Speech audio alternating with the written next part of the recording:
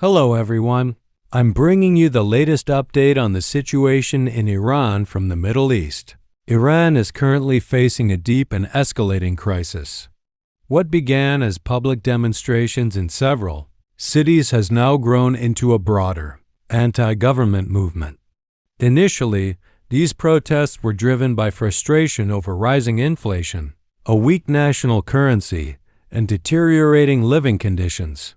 Over time, however, they have evolved into widespread anger directed at the ruling system. According to Iranian authorities, thousands of people have been killed during the security crackdown. Human rights organizations believe the real number could be significantly higher. Verifying these figures remains extremely difficult because large parts of the country are experiencing internet and communication shutdowns, limiting the flow of reliable information.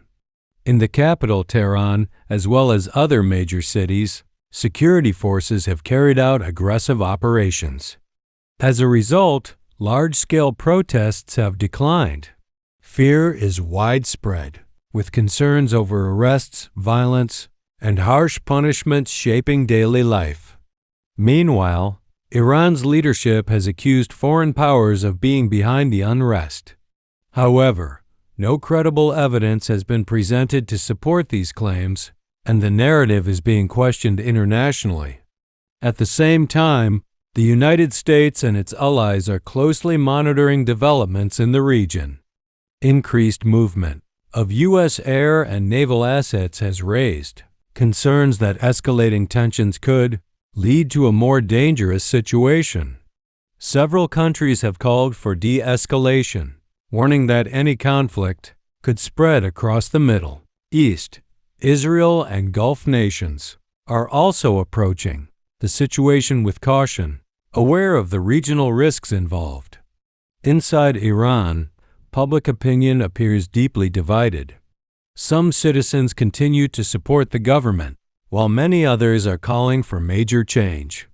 Despite the internet blackout, satellite technology has allowed a limited number of people to share their voices with the outside world. At this stage, the future remains uncertain. Will the government maintain control, or will public pressure lead to significant change? That question remains unanswered. We will continue to closely follow developments and bring you confirmed updates as new information becomes available. For more verified updates and in-depth analysis, subscribe to my channel, News Spectrum.